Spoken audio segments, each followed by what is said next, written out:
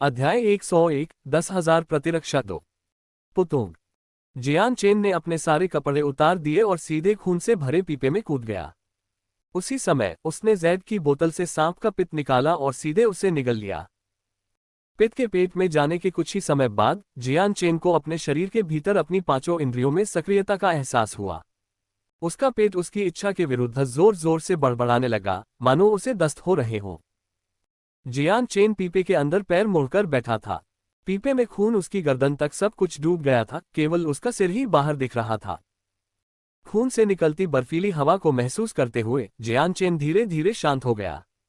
उसने अपनी आंखें बंद कर ली और किताबों में पढ़ी प्रक्रिया के अनुसार खून के भीतर से अनोखे जीन को अवशोषित करना शुरू कर दिया।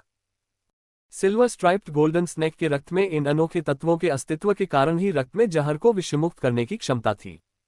पुस्तकों के अनुसार व्यक्ति को शरीर के भीतर इन सभी अनोखे तत्वों को अवशोषित करना चाहिए और फिर उन्हें अपने रक्त में मिलाना चाहिए ताकि एक विहीन शरीर प्राप्त किया जा सके।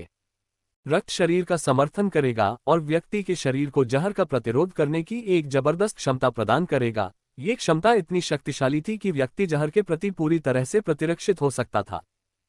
एक बार जब सिल्वर स्ट्राइप्ड गोल्डन स्नेक के खून का इस्तेमाल 10,000 प्रतिरक्षा को परिष्कृत करने के लिए किया जाता है, तो व्यक्ति सिल्वर स्ट्राइप्ड गोल्डन स्नेक के मुकाबले कमजोर किसी भी जहर से पूरी तरह से प्रतिरक्षित हो जाता है। व्यक्ति को सिल्वर स्ट्राइप्ड गोल्डन स्नेक के समान स्तर के जहरों का दृढ़ता से प्रतिरोध करने में सक्षम होने का प्रभाव भी प्राप्त होगा, हालांकि व्यक्ति इससे प्रतिरक्षित नहीं हो सकता।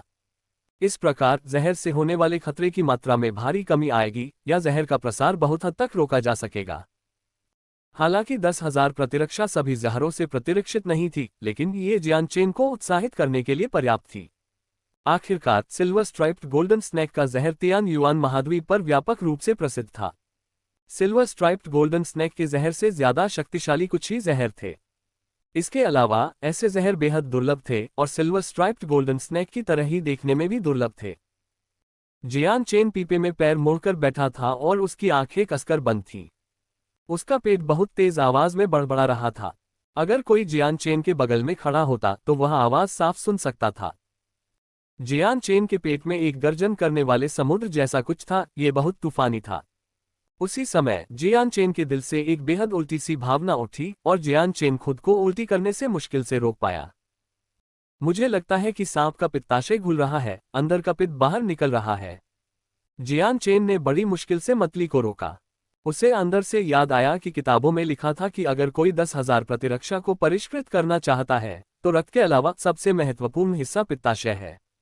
पित्ताशय और रक्त दोनों ही आवश्यक घटक थे, क्योंकि रक्त के विष प्रतिरोधी विशेष तत्व केवल पित्ताशय द्वारा खींचे जाने पर ही किसी के शरीर में अवशोषित हो सकते थे।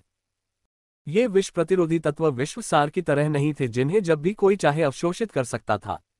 अगर किसी के पास उन्हें खींचने के लिए उपयुक्त वस्तु नहीं है तो भले ही उसके पास रक्त हो, वह तत्वों को अवशोषित करने में सक्षम नहीं होगा। हालांकि ताज़ा रक्त को सीधे पीने से भी जहर को दूर किया जा सकता है, लेकिन ये केवल अस्थायी रूप से समस्या का समाधान कर सकता है। कुछ ही समय बाद शौचालय में जाने से पिया गया रक्त निकल जाता था। कोई सोच भी नहीं सकता था कि जहर रहित शरीर पाने का तरीका ऐसा होगा। उस समय जियान चेन के पेट में अचानक एक गर्म धारा दिखाई दी। गर्मी बढ़ती जा रही थी और उसी क्षण जियान चेन को लगा कि उसका पेट जल रहा है, मानो उसके भीतर आग धधक रही हो। पेट के भीतर अचानक होने वाले इस बदलाव के साथ जियान चेन के सारे छिद्र खुल गए, मानो एक दूसरे से जुड़े हुए हों। उसी समय पीपे के अंदर उस विचित्र और विशेष ऊर्जा के निशान लाल रक्त के भीतर छोटी मछलियों की तरह मूर्त रूप लेने लगे। वे सभी धीरे धीरे जियान चेन की ओर तैरने लगे और उसके छिद्रों के माध्यम से उसके शरीर में प्रवेश करने लगे। जैसे ही यह ऊर्जा उसके शरीर में प्रवेश कर रही थी, जियान चेन की मूल रूप से शांत अभिव्यक्ति अचानक बदल गई। उसमें प्रवेश करने वाली विचित्र ऊर्जा तुरंत एक छोटी भीड़ की तरह शांत से बाघों के एक क्रूर समूह में बदल गई। उन्होंने जियान चेन के शरीर के भीतर बेतहाशा विद्रोह किया, जिससे उसका पूरा शरीर तीव्र दर्द से पीड़ित हो गया। ये बुरा है, इस रक्त में अप्रत्याशित रूप से कुछ जादुई जानवर के अनूठे बेरसिक तत्व हैं। इसके अलावा ये राक्षस कोर के भीतर मौजूद तत्वों से भी अधिक शक्तिशाली है। अपने शरीर के परिवर्तनों को महसूस करते हुए जियान चेन तुरंत समझ गया कि क्या हो रहा था। सभी जादुई जानवरों की ऊर्जा में बेरसिक तत्व होते हैं। ये कुछ ऐसा था जो तियान युआन महाद्वीप में हर कोई सदियों से जानता है। हालांकि ये बेरसेक तत्व लगभग सभी राक्षस कोर के भीतर छिपे हुए थे, इसलिए जियान चेन ने उम्मीद नहीं की थी कि वे सिल्वर स्ट्राइप्ड गोल्डन स्नेक के खून में भी मौजूद होंगे। इसके अलावा ये बेरसेक तत्व उन तत्वों की तुलना में बहुत अधिक शक्तिशाली थे जिन्हें उसने साधना के दौरान राक्षस कोर से अवशोषित किया था, शायद 100 गुना अधिक शक्तिशाली भी। अपने शरीर से उठ रहे शक्तिशाली दर्द को बड़ी मुश्किल से रोकते हुए जियान चेन के दिमाग में एक बेहद हैरान करने वाला विचार आया। जब मैंने पहली बार सिल्वर स्ट्राइप्ड गोल्डन स्नेक का खून पिया था तब मुझे ये पागलपन भरे तत्व क्यों महसूस नहीं हुए। जियान चेन पीपे में बैठा था, उसका शरीर कांपने लगा था क्योंकि उसका पूरा शरीर यहाँ तक कि उसके रोमछिद्रों में भी बहुत दर्द हो रहा था और जियान चेन की मांसपेशियां हिलने से नहीं बच पा रही थीं। उसका पहले से लाल चेहरा धीरे धीरे पीला पड़ने लगा था। सांप के खून में मौजूद विचित्र और विशेष ऊर्जा के निशान किसी चीज से आकर्षित होते हुए लगातार जियान चेन के रोमछिद्रों में घुसते जा रहे थे। जैसे जैसे उसके शरीर में ऊर्जा की मात्रा बढ़ती गई, उसके भीतर मौजूद बेरसेक तत्व भी बढ़ते गए और ज्यादा से ज्यादा शक्तिशाली होते गए।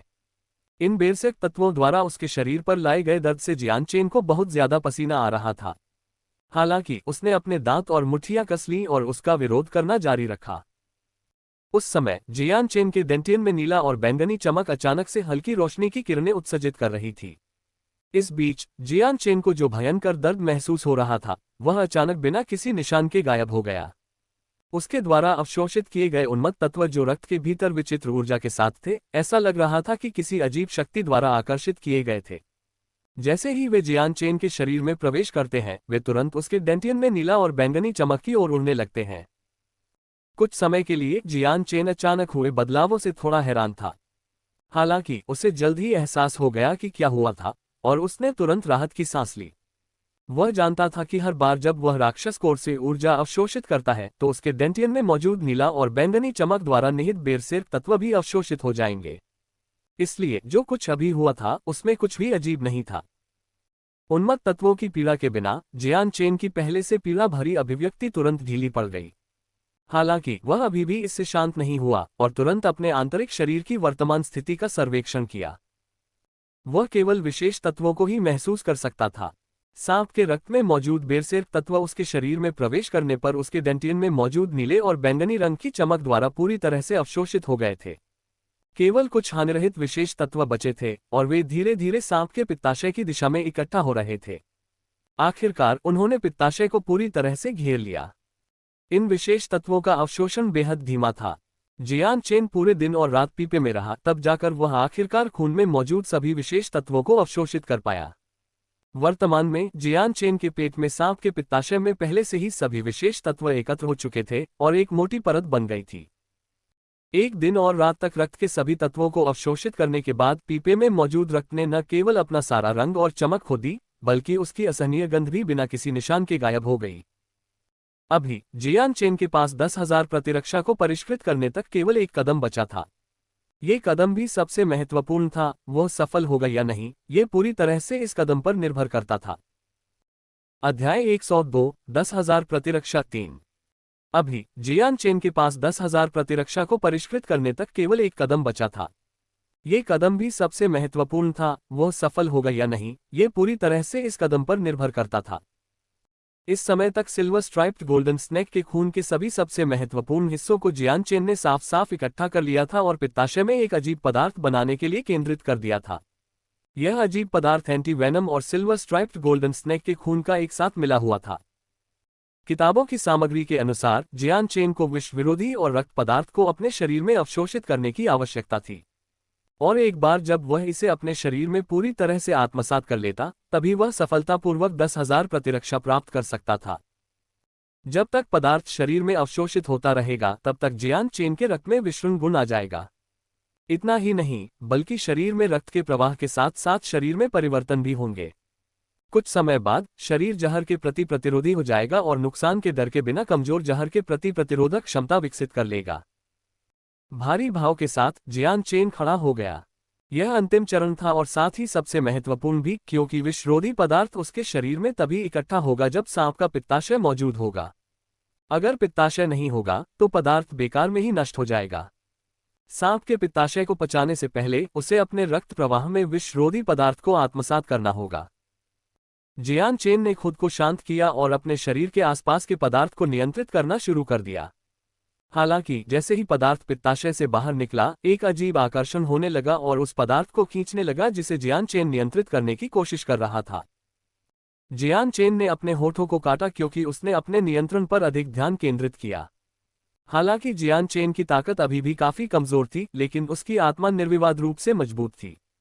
उसके बढ़ते नियंत्रण के तहत अजीब पदार्थ आखिरकार पित्ताशय से निकल गया और उसके रक्त प्रवाह में समा गया।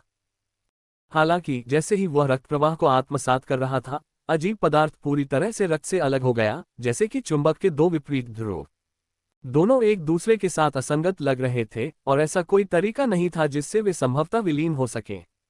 हालांकि जियान चेन अभी भी निराश नहीं था। उसने एक बार फिर अपनी ताकत को रक्त प्रवाह में जबरदस्ती विलीन करने के लिए अजीब पदार्थ को नियंत्रित करने पर केंद्रित किया। फिर उसने इसे किनारे से देखा। अगर अजीब पदार्थ फिर से अलग होने का थोड़ा सा भी संकेत दिखाता, तो वह तुरंत अपना पूरा ध्यान उस पर लगा देता और उसे वापस रक्त प्रवाह में धकेल देता। जैसे जैसे रक्त उसकी नसों में प्रवाहित होता गया, वह पदार्थ जिसे जियान चेन ने बलपूर्वक अपने रक्त में अवशोषित कर लिया था, अंततः पूरी तरह से आत्मसात हो गया। आश्चर्यजनक रूप से पदार्थ का एक हिस्सा हरे रंग का था, लेकिन अंत में वह भी रक्त में अवशोषित हो गया और गायब हो गया। जैसे ही पदार्थ की ऊर्जा उसके रक्त प्रवाह में अवशोषित हुई, जियान चेन को लगा कि उसका खून किसी तरह कमजोर हो गया है, जैसे कि कुछ और हुआ हो। पदार्थ से ऊर्जा का एक हिस्सा आत्मसात करने के बाद जियान चेन को पता नहीं चला कि कितना समय बीत गया था, लेकिन उसने जो पित्ताशय पचाया था वह थोड़ा सिकुड़ गया था। जियान चेन को पता था कि पित्ताशय उसके शरीर में ज्यादा दिनों तक जीवित नहीं रह पाएगा। इसलिए बिना किसी हिचकिचाहट के जियान चेन ने पदार्थ के एक हिस्से को बलपूर्वक तोड़ दिया और उसे एक बार फिर अपने रक्त प्रवाह में समाहित करने की कोशिश शुरू कर दी। जियान चेन ने कई बार अज्ञात समय के लिए फिर से कोशिश की थी, लेकिन अंत में पदार्थ का आखिरी हिस्सा सफलतापूर्वक उसके रक्त प्रवाह में समाहित हो गया था क्योंकि पित्ताशय गायब होने के कगार पर था।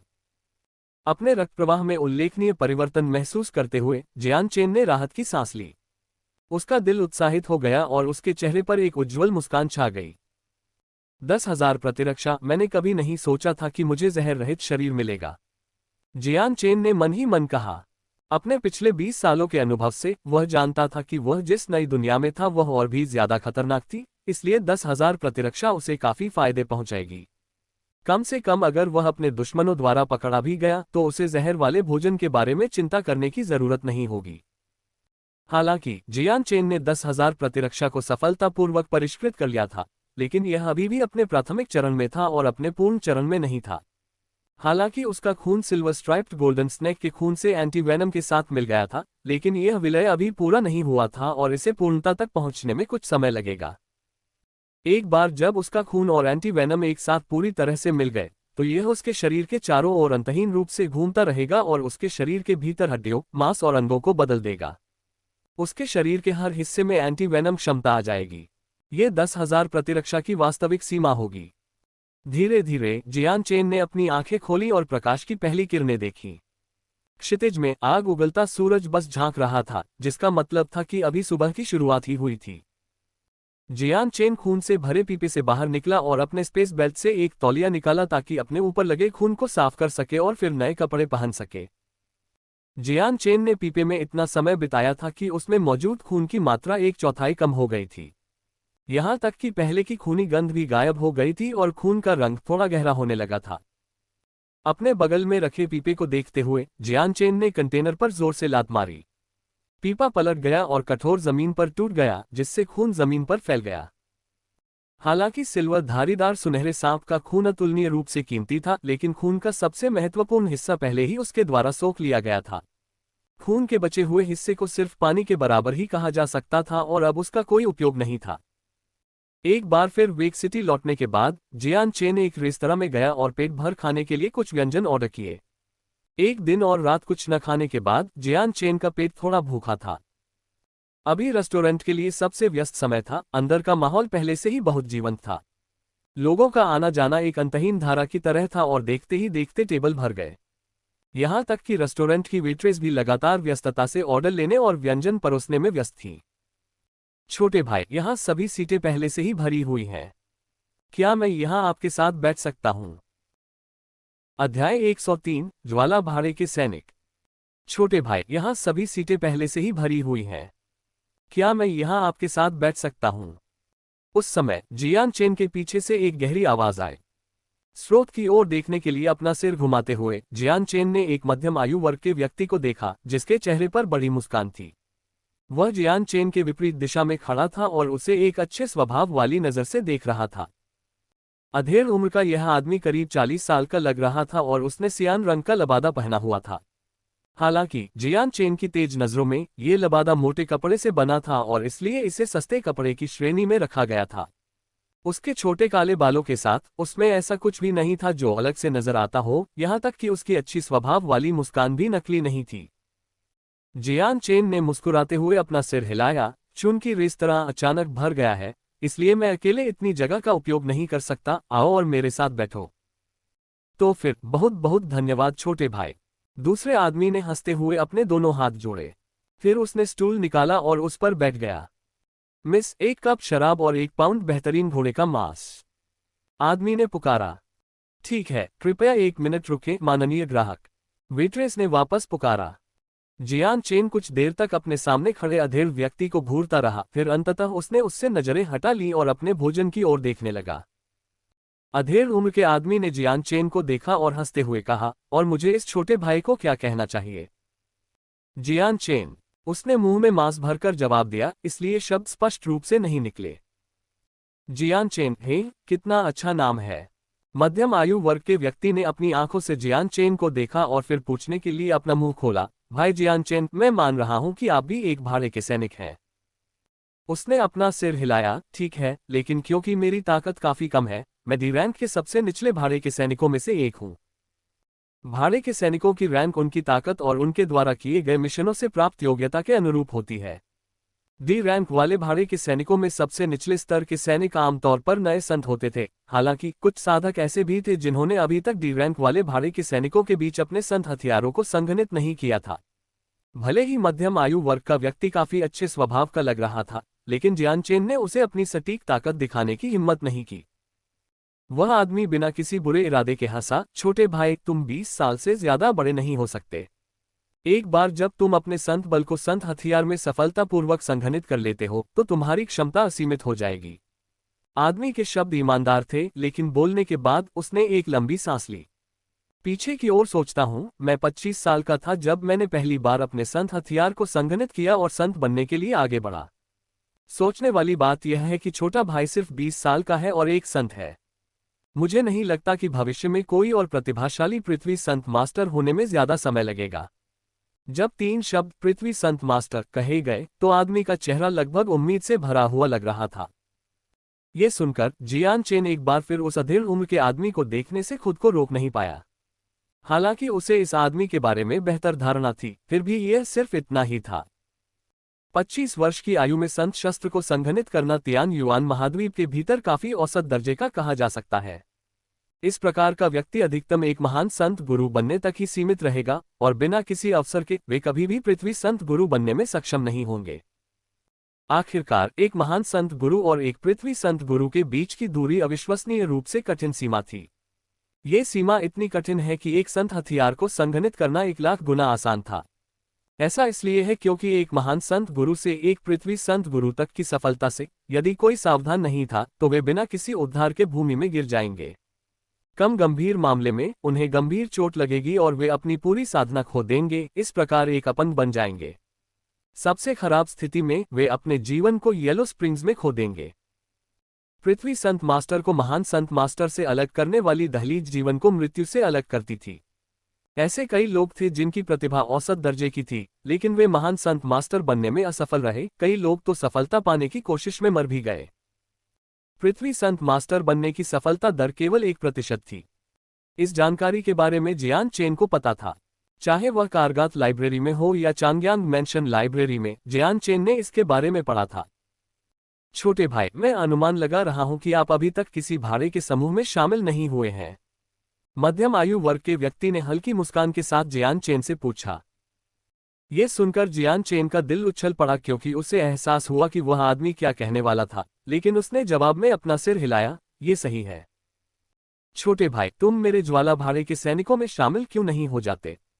हालांकि हमारे समूह में लोगों की संख्या बहुत ज्यादा नहीं है, लेकिन यहाँ के भाड़े के सैनिक काफी अच्छे स्वभाव के हैं, उसने उत्सुकता से कहा। जियान चेन उस आदमी की बात सुनकर चुप हो गया। उसने पहले कभी किसी भाड़े के सैनिक समूह में शामिल होने के बारे में नहीं सोचा था, क्योंकि उसके दिमाग में भाड़े के सैनिकों के समूह में शामिल होना सिर्फ एक बोझ था जो उसकी आज़ादी की भावना को सीमित कर देगा। यह उसकी साधना दर को भी रोक देगा, क्योंकि वह सिर्फ राक्षस कोर का उपयोग करके ही तेजी से साधना कर सकता था। राक्षस कोर बिल्कुल जरूरी थे और इसलिए जरूरत की मात्रा भी बहुत ज्यादा थी। अगर वह जादुई जानवर पर्वत श्रृंखला में अकेले जाता तो उसे मिलने वाला मुनाफा स्वाभाविक रूप से उसका होता और उसकी खपत दर के बराबर होता। हालांकि अगर वह भाड़े के सैनिकों के समूह में शामिल होता तो उसके लिए जादुई जानवरों को मारना आसान होता और राक्षस कोर की मात्रा को पूरे समूह में बांटना पड़ता, जो एक समस्या होगी। अगर जियान चेन भाड़े के सैनिकों के समूह में शामिल होता तो उसे अकेले ही जाना पड़ता, अन्यथा राक्षस कोर का वितरण अन्य लोगों को भी दिया जाएगा। जियान चेन की चुप्पी देखकर अधेड़ उम्र के व्यक्ति ने हार नहीं मानी। भाई जियान चेन, मेरे फ्लेम मर्सिनरीज केवल एक छोटे आकार का समूह है जो किसी के कार्यों को प्रतिबंधित नहीं करता है जैसे वे बड़े समूहों में करते हैं। इतने सारे अलग अलग प्रकार के नियमों और प्रतिबंधों के साथ कि किसी का सिर फटने को हो, हमारा समूह ऐसा नहीं है। मेरे भाड़े के सैनिकों के समूह में शामिल होना केवल समूह को पैसा कमाने का एक आसान तरीका देने में मदद करना है। आपको पता होना चाहिए कि जादुई जानवर पर्वत श्रृंखला पैसा कमाने का एक लाभदायक तरीका है और राक्षस कोर उच्च कीमत पर बिकते हैं, जबकि हमें अपने संत बल की खेती करने में मदद करते हैं जो अत्यंत आवश्यक है। यहाँ तक कि एक जादुई जानवर के अंगों को किसी भी रेस्तरां में उच्च कीमत पर बेचा जा सकता है। जैसे जैसे हमारी संख्या बढ़ती है वैसे वैसे हमारी ताकत भी बढ़ती है। अगर हम किसी उच्च स्तरीय जादुई जानवर से भी भिड़ जाते हैं तो हम उसे मार सकते हैं। जरा सोचिए, अगर हम किसी उच्च स्तरीय जादुई जानवर को मार पाते हैं तो सोचिए कि हमारा मुनाफा कितना बड़ा होगा। मैं शर्त लगाता हूं कि आपका दिल भी इस पर विचार करेगा। आदमी ने सांस लेने के लिए क्षण भर रुककर कहा, अगर आप अकेले हैं तो भले ही आप कुछ कम स्तरीय जादुई जानवरों से निपट सकें, फिर भी यह ज्यादा पैसे में नहीं बिकेगा, मुझे यकीन है। अगर आप इसे मारने में इतनी ऊर्जा खर्च करते हैं तो भी कमाए गए पैसे से आपके उपचार की लागत भी पूरी नहीं हो पाएगी। और अगर आप कुछ उच्च स्तरीय जादुई जानवरों से घात लगाकर हमला करते हैं तो आपको क्या लगता है कि एक व्यक्ति एक दर्जन उच्च स्तरीय जादुई जानवरों से कितनी देर तक भाग सकता है? ये निश्चित रूप से असंभव है और अंत में वह व्यक्ति केवल अपनी जान गंवाएगा। ये देखकर कि जियान चेन अभी भी चुप था, उस आदमी ने एक और कोशिश की। भाई जियान चेन, अगर ये लाभ के वितरण के मामले से संबंधित है तो आपको चिंता करने की जरूरत नहीं है। हालांकि हमारे फ्लेम मर्सिनरीज को कुछ साल पहले ही स्थापित किया गया था, लेकिन समूह के भीतर के भाई स्टील से बने हैं जो पैसे की धातु से ज्यादा दोस्ती के बंधन की परवाह करते हैं। अगर हमारे समूह को लाभ होता है तो चाहे आपने कड़ी मेहनत की हो या नहीं, समूह आपके साथ गलत व्यवहार नहीं करेगा। अध्याय 104, भाड़े के सैनिकों के समूह में शामिल होना। ये देखकर कि जियान चेन अभी भी चुप था, उस आदमी ने एक और कोशिश की। भाई जियान चेन, अगर ये लाभ के वितरण के मामले से संबंधित है तो आपको चिंता करने की जरूरत नहीं है। हालांकि हमारे फ्लेम मर्सिनरीज को कुछ साल पहले ही स्थापित किया गया था, लेकिन समूह के भीतर के भाई स्टील से बने हैं जो पैसे की धातु से ज्यादा दोस्ती के बंधन की परवाह करते हैं। अगर हमारे समूह को लाभ होता है तो चाहे आपने कड़ी मेहनत की हो या नहीं, समूह आपके साथ गलत व्यवहार नहीं करेगा। इतना कहने के बाद अधेड़ उम्र के आदमी ने बोलना बंद कर दिया। उसने वह सब कह दिया जो कहने की जरूरत थी। अब बस ये देखना बाकी था कि जियान चेन क्या चुनाव करेगा। जियान चेन की भौहें सिकुड़ गईं क्योंकि वह अपने दिमाग में लाभों के बारे में सोच रहा था। अंत में अपने होंठ काटते हुए उसकी आंखों में दृढ़ निर्णय की चमक थी। ठीक है, तो मैं आपके समूह में शामिल हो जाऊंगा। हालांकि मेरी कुछ शर्तें हैं। मुझ पर किसी भी तरह का प्रतिबंध नहीं लगाया जाएगा, न ही मुझे किसी की आज्ञा माननी होगी। इसके अलावा अगर मैं भविष्य में समूह छोड़ना चाहता हूं तो समूह मुझे किसी भी तरह से रोकने की कोशिश नहीं करेगा। अधेड़ उम्र के व्यक्ति ने संदेह से जियान चेन को देखा। भाई जियान चेन, क्या ऐसा हो सकता है कि आप ये भी नहीं पूछेंगे कि फ्लेम मर्सिनरी कितने मजबूत हैं या कोई मजबूत दुश्मन है? आपको ये समझना होगा कि अगर हमारे फ्लेम मर्सिनरी का कोई मजबूत दुश्मन है और आप उसमें शामिल हो जाते हैं तो यह निश्चित रूप से आपके लिए भी मुसीबत लेकर आएगा और आपकी जान के लिए भी खतरा बन सकता है। जियान चेन ने धीरे से हंसते हुए कहा, अगर ऐसी चीजें बहुत डरावनी होती तो मैं दुनिया का पता लगाने के लिए अपना घर क्यों छोड़ता? अगर मैंने आपके भाड़े के सैनिकों के समूह में शामिल होने का फैसला किया है तो इस तरह की बात मेरी सोच के दायरे में भी नहीं थी। अधेड़ उम्र का आदमी बिना रोक टोक हंसने लगा। अच्छा अच्छा अच्छा भाई जियान चेन, मैं वाकई आपकी उम्र को गंभीरता से नहीं ले सकता। आप काफी बहादुर व्यक्ति हैं। आपने जो शर्तें मांगी हैं वे कोई समस्या नहीं होंगी, क्योंकि हमारा समूह छोटा है जिसका एकमात्र लक्ष्य पैसा कमाना है। हमारे समूह के भाड़े के सैनिक भी आपको रोकने की कोशिश नहीं करेंगे। अगर आप समूह छोड़ना चाहते हैं तो आप किसी भी समय ऐसा करने के लिए स्वतंत्र हैं। यह इससे बेहतर नहीं हो सकता। जियान चेन ने अपना सिर हिलाया। अधेड़ उम्र के व्यक्ति ने भी सिर हिलाया। हम काफी देर तक बात करते रहे और मैंने अभी तक अपना परिचय भी नहीं दिया। मेरा नाम केंडल है, मैं फ्लेम मर्सिनरीज का कप्तान हूँ। भाई जियान चेन, अगर आपको कोई आपत्ति न हो तो मुझे अंकल केंडल कहिए। लोग कप्तानों को चाहे जो भी उपाधियां दें, मुझे इसकी परवाह नहीं है। केंडल हंसा। ठीक है, तो भविष्य में मैं तुम्हें अंकल केंडल कहूंगा। जियान चेन की नज़र में केंडल एक ऐसा व्यक्ति था जिसके बारे में उसकी अच्छी धारणा थी, और अब वह काफी ईमानदार और भरोसेमंद लग रहा था। इसके तुरंत बाद केंडल और जियान चेन दोनों ने अपना खाना खत्म किया और औपचारिकता प्रक्रिया पूरी करने के लिए मर्सिनरी यूनियन जाने के लिए एक साथ रेस्तरां से बाहर निकल गए। भाड़े के सैनिकों के समूह में शामिल होना अपेक्षाकृत सरल था, इसलिए एक झटके में जियान चेन ने पूरी प्रक्रिया का ध्यान रखा और फ्लेम भाड़े के सैनिकों का आधिकारिक सदस्य बन गया। जियान चेन, चलो, मैं तुम्हें अस्थायी बैठक स्थल पर ले जाऊंगा और तुम्हें अन्य सदस्यों से मिलवाऊंगा। केंडल ने सड़क पर चलना शुरू कर दिया क्योंकि वे दोनों भाड़े के सैनिकों के संग से बाहर निकल रहे थे। रास्ते में केंडल ने फ्लेम मर्चेंडरीज के बारे में कुछ बातें समझाना शुरू किया, जिससे जियान चेन को बेहतर समझ हासिल करने में मदद मिली। फ्लेम मर्चेंडरीज की स्थापना 5 साल पहले एक छोटे से भाड़े के सैनिक समूह के रूप में की गई थी। उनकी स्थापना के तुरंत बाद सदस्यों ने अपना अधिकांश समय जादुई जानवरों के जंगल में पैसे के लिए जादुई जानवरों को मारने में बिताया था। बहुत कम ही वे किसी मिशन को पूरा कर पाते थे, इसलिए इस कारण से वे अपनी ताकत साबित करने का एक भी मौका दिए बिना डी रैंक वाले समूह बने रहे। केंडल सहित समूह में 9 अन्य सदस्य थे। इस प्रकार जियान चेन सहित फ्लेम मर्केनरीज में अब कुल 10 सदस्य थे। केंडल के अनुसार उन 8 सदस्यों में स्वयं के प्राथमिक संत मास्टर स्तर पर होने के अलावा 5 सदस्य महान संत स्तर पर थे, जबकि शेष 3 केवल संत स्तर पर थे। उसके ऐसा कहने के बाद केंडल ने अपने माथे पर थपकी दी और मुस्कुराते हुए जियान चेन की ओर मुड़ा। ये सही है भाई जियान चेन, मुझे अभी भी नहीं पता कि आपके पास अभी किस प्रकार की ताकत है। हालांकि केंडल का दिल केवल यह अनुमान लगा सकता था कि जियान चेन अपनी कम उम्र के कारण केवल संत स्तर पर था, लेकिन यह केवल एक अनुमान था। जब तक उसे जियान चेन से सीधा जवाब नहीं मिला तब तक उसने जल्दबाजी में कोई निष्कर्ष निकालने की हिम्मत नहीं की। हल्की सी हंसी के साथ जियान चेन ने अपने स्पेस बेल्ट से भाड़े के सैनिक के रूप में अपना प्रतिनिधित्व करने वाला बैज निकाला। ये भाड़े का बैज जियान चेन को तब दिया गया था जब वह पहली बार भाड़े का सैनिक बना था, जिससे ये साबित होता है कि वह डी रैंक का भाड़े का सैनिक था। बैज देखकर केंडल के चेहरे पर कोई बदलाव नहीं आया। फिर हमारे फ्लेम मर्सिनरीज ने अभी अभी हमारे रैंक में एक और संत को शामिल किया है। ताकत में इस वृद्धि के साथ जादुई जानवरों का शिकार करना बहुत आसान हो जाएगा।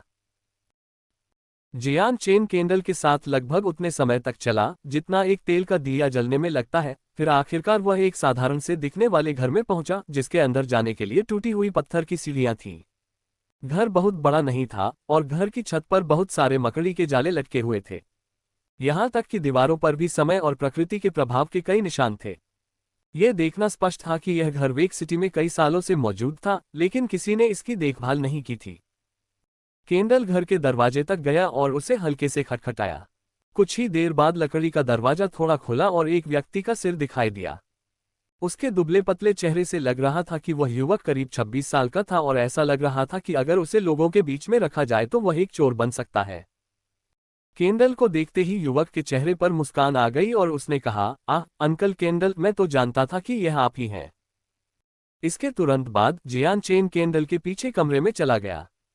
हालांकि घर के अंदर की रोशनी धुंधली थी, लेकिन इससे जियान चेन की दृष्टि पर कोई असर नहीं पड़ा। जैसे ही जियान चेन ने घर के चारों ओर देखा, वह पूरे नज़ारे को देखने लगा। अंदर से घर बहुत बड़ा नहीं था और लेआउट बिल्कुल भी जटिल नहीं था। कुछ तख्तों के बिस्तरों के अलावा कुछ स्टूल के साथ एक लंबी मेज थी। वास्तव में कमरे का लेआउट काफी भद्दा भी कहा जा सकता है। तख्तों के बिस्तरों के ऊपर कुछ उबे हुए लोग हाथ में शराब की बोतल लिए आराम कर रहे थे। हालांकि जब कैप्टन केंडल कमरे में दाखिल हुए तो सभी ने तुरंत उन्हें घूरना शुरू कर दिया और उनके चारों ओर इकट्ठा होना शुरू कर दिया। सब लोग इकट्ठा हो जाओ, मैं तुम्हें भाई जियान चेन से मिलवाता हूँ। वह हाल ही में हमारे फ्लेम भाड़े के सैनिकों में शामिल हुआ है और हमारे समूह के सभी लोगों में सबसे छोटा है। आज से मुझे उम्मीद है कि हर कोई उसका ख्याल रख सकता है। जैसे ही वह कमरे में दाखिल हुआ, केंडल ने जियान चेन को उसका परिचय देने के लिए अपने साथ खींच लिया। इस पर जियान चेन को पता था कि उसे कुछ कहना होगा। अपने पैरों को एक साथ जोड़कर और सभी की ओर सलामी देते हुए वह मुस्कुराया। मैं यहाँ नया आया हूँ, मुझे उम्मीद है कि हर कोई मुझ पर नजर रखने में मदद करेगा। अध्याय 105 टीम ऑपरेशन। कमरे में मौजूद सभी लोगों की निगाहें केंडल से हटकर जियान चेन पर टिक गईं, लेकिन जैसे ही उन्होंने उसका युवा चेहरा देखा, सभी आश्चर्यचकित रह गए। हालांकि जियान चेन की बातों का उन पर अच्छा असर हुआ। उसे एक अच्छी छाप छोड़ने की जरूरत थी, क्योंकि नए लोगों से मिलते समय पहली छाप बहुत महत्वपूर्ण होती है। भाई जियान चेन, आपका नाम जियान चेन है ना? जल्दी से आकर बैठ जाओ। चाहे आप कितने भी युवा क्यों ना हो, जब आप हमारे समूह में शामिल होते हैं तो आप हमारे भाई बन जाते हैं, जिनके साथ आप आशीर्वाद का आनंद लेते हैं और दुर्भाग्य को सहते हैं। भविष्य में अगर आपको कोई ऐसा मिले जो आपको परेशान कर रहा हो, तो आकर मुझे ढूंढो। एक लंबा लेकिन मजबूत व्यक्ति बिस्तर से उठते हुए बोला। जियान चेन के पास जाकर उसने अपना दाहिना हाथ उसके कंधे पर रखा और फिर उसे बैठने के लिए मेज की ओर धकेल दिया। जियान चेन मुस्कुराया, यह अपने बड़े भाई को कैसे बुलाना है यह नहीं जानता। उस आदमी को देखकर जियान चेन को लगा कि वह काफी मजबूत है और उसकी मांसपेशियां काफी उभरी हुई हैं। उसकी कद काठी और शारीरिक बनावट से वह आदमी 30 के दशक में लग रहा था, और अंधेरे कमरे में भी जियान चेन बता सकता था कि यह आदमी अपेक्षाकृत काले रंग का था, जो एक काले व्यक्ति जैसा दिखता था। उसका पूरा शरीर निशानों और पुरानी चोटों से भरा हुआ था, जो जादुई जानवरों के कारण लग रहे थे। उसे एक नज़र देखने से ही जियान चेन बता सकता था कि वह आदमी जादुई जानवरों से निपटने में काफी अनुभवी था। मुझे हुपो कहा जाता है। भाई जियान चेन, अगर आपको कोई आपत्ति न हो तो भविष्य में मुझे बड़ा भाई हुपो कहना न भूलें। चूंकि मैं आपसे बड़ा हूं, इसलिए ये सब इतना बुरा नहीं होगा। वह जियान चेन के पास बैठा और बड़ी मुस्कान के साथ उसे एक गिलास पानी पिलाया। ठीक है, तो भविष्य में मैं तुम्हें भाई हुपो कहूंगा। जियान चेन हंसा। इस पर जो लोग पहले कमरे के बीच में शराब पी रहे थे, वे भी खड़े हो गए। भाई जियान चेन, मैं आपको सभी से मिलवाता हूं। केंडल ने आसपास खड़े कुछ लोगों की ओर अपनी उंगलियां दिखाईं। जियान चेन और केंडल को छोड़कर वहां 6 अन्य पुरुष भाड़े के सैनिक थे। उनकी उम्र 30 से 40 वर्ष के बीच थी, और छोटे समूह में झोउ दा काय और झोउ शियाओ काय नाम के 2 जुड़वां भी थे, जो दोनों 28 वर्ष के थे। उन दोनों के पास एक महान संत की शक्ति थी और उनके चेहरे की विशेषताएं बिल्कुल एक जैसी थीं। अगर ये तथ्य न होता कि उनमें से एक के माथे पर निशान था, तो ये बताना बेहद मुश्किल होता कि जुड़वां बच्चों में से कौन बड़ा जुड़वां था और कौन छोटा जुड़वां। अन्य 4 लोग 32 वर्ष के थे, और प्राथमिक महान संत हुपो के अलावा अन्य 3 लोगों के नाम युनजुवान, जियाओ दाओ और चांग निंगफैंग थे। युनजुवान अपेक्षाकृत लंबा था और उसका चेहरा बुद्धिमान था, जिससे वह विद्वान जैसा दिखता था। 25 साल की उम्र में उसके पास एक मध्यम संत की ताकत थी। दूसरी ओर जियाओ दाओ छोटा था और अपने दुबले पतले शरीर के साथ वह लगभग कंकाल जैसा दिखता था। युनजुवान की तुलना में जियाओ दाओ उससे कमजोर प्रतीत होता था। जियान चेन के अलावा जियाओ दाओ 22 साल की उम्र में समूह में सबसे कम उम्र का था, जिसके पास एक मध्यम संत की ताकत भी थी। चांग निंग फैंग एक मध्यम आयु वर्ग के शांत स्वभाव वाले व्यक्ति थे। 30 वर्ष की आयु में निंग फैंग हुपो से 2 वर्ष बड़े थे और एक मध्यम महान संत थे। जियान चेन, ये हमारा फ्लेम मर्सिनरीज ग्रुप है। यहाँ के लोगों के अलावा बाजार में 2 और लोग सामान खरीद रहे हैं, लेकिन मुझे यकीन है कि वे जल्द ही वापस आ जाएंगे। केंडल ने कहा, कल फ्लेम मर्सिनरीज के लिए एक और ऑपरेशन होगा जिसमें सभी भाग लेंगे। भाई जियान चेन, क्या आप हमारे साथ शामिल होने के लिए तैयार हैं? इसमें बहुत सारे नियम नहीं हैं, लेकिन अगर आप शामिल नहीं होना चाहते हैं तो कोई भी आपको मजबूर नहीं करेगा। यह एक स्वैच्छिक कार्यक्रम है। ऑपरेशन? किस तरह का ऑपरेशन? जियान चेन ने उत्सुकता से पलकें झपकाईं। केंडल ने मेज से कप में भरी शराब पीने से पहले जियान चेन को एक अविश्वसनीय नजर से देखा। और किस तरह का ऑपरेशन है? हम जादुई जानवरों का शिकार करने के लिए जादुई जानवर पर्वत श्रृंखला पर जा रहे हैं। आखिरकार हमारे फ्लेम मर्सिनरीज उन लोगों के लिए बनाए गए थे जो जादुई जानवरों का शिकार करने के लिए एक साथ समूह बनाना चाहते थे। हमारी मौजूदा ताकत के साथ राक्षस कोर बेचना ही वह सब है जो हम पैसे कमाने के लिए कर सकते हैं। तो फिर मैं जरूर जाऊंगा। जादुई जानवर पर्वत श्रृंखला पर जाने के लिए मुझे और क्या कारण चाहिए? जियान चेन ने जवाब देते हुए हंसते हुए कहा। भाई जियान चेन, आपको चिंता करने की जरूरत नहीं है। हालांकि आपकी ताकत हमसे कमजोर है, लेकिन हमारा संयुक्त मुनाफा आपको किसी भी तरह से बाहर नहीं करेगा। अगर आपका योगदान पर्याप्त है तो आपको वितरण के अनुसार अपना उचित हिस्सा मिलेगा। जियान चेन, जादुई जानवर पर्वत श्रृंखला बहुत ही दुष्ट है और इसमें छिपे हुए खतरे हैं। अगर हम क्लास 3 के जादुई जानवर से टकराते हैं जिसे कप्तान और तुम्हारे बड़े भाई संभाल नहीं पाते, तो बहुत संभव है कि तुम्हारी जान चली जाए। इसलिए जियान चेन, अपना समय लो और सोचो कि तुम सच में जाना चाहते हो या नहीं। इस बार वक्ता जियाओ दाओ था, जो जियान चेन के अलावा सबसे कम उम्र का व्यक्ति था। उसकी चमकती हुई आंखें एक गंभीर भाव से जियान चेन को घूर रही थीं। उसकी आवाज से एक गंभीर स्वर सुनाई दे रहा था, जो जियान चेन को एक हार्दिक संदेश के साथ खतरों से आगाह कर रहा था। जियो दाओ की बात सुनकर कमरे में मौजूद हर कोई और भी गंभीर हो गया। एक क्लास 3 जादुई जानवर बहुत ज्यादा दबाव लाने के लिए पर्याप्त था। भले ही कैप्टन केंडल के पास एक प्राथमिक संत गुरु की ताकत थी, लेकिन जब क्लास 3 जादुई जानवर की बात आती थी तो वह केवल खुद की रक्षा कर पाता था। यह अक्सर देखा गया था कि एक जादुई जानवर अपने समान स्तर के मानव समकक्ष से अधिक शक्तिशाली होता है। तियान युआन महाद्वीप पर अगर कोई उनके समान स्तर के जादुई जानवरों का शिकार करना चाहता है, तो मजबूत साधना या युद्ध कौशल के बिना वे मजबूत जादुई जानवरों के सामने टिक नहीं पाएंगे। ये व्यावहारिक रूप से एक असंभव कार्य था जब तक कि किसी के पास एक विशेष संत शक्ति न हो। अन्यथा अपने जीवन को बचाने के लिए भाग जाना बेहतर था। और भले ही कैप्टन केंडल एक प्राथमिक संत मास्टर थे, लेकिन उनके संत बल में कोई विशेषता नहीं थी, इसलिए उनके हमले विशेषता वाले लोगों की तुलना में बहुत कमजोर होंगे। एक नियमित वर्ग 3 जादुई जानवर के खिलाफ जबकि वह उससे लड़ सकता था, ये केवल खुद को बचाने के लिए था। अगर वह एक मजबूत या तेज वर्ग 3 जादुई जानवर से टकराता तो कैप्टन केंडल के लिए भी अपनी जान बचाना मुश्किल होता और सबसे अधिक संभावना है कि वह जादुई जानवरों के खाने का एक प्रकार बन जाए। लेकिन कमरे में किसी ने भी यह उम्मीद नहीं की होगी कि जिस क्षण जियान चेन ने क्लास 3 जादुई जानवर शब्द सुने, उसकी आंखों में तिरस्कार की भावना होगी। जिस क्षण वह एक प्राथमिक महान संत बन गया था, उसने पहले से ही खुद ही क्लास 3 जादुई जानवरों का शिकार करना और उन्हें मारना शुरू कर दिया था। ये कहा जा सकता है कि नियमित क्लास 3 जादुई जानवर सिल्वर धारीदार सुनहरे सांप के अलावा जियान चेन के लिए कोई खतरा नहीं थे।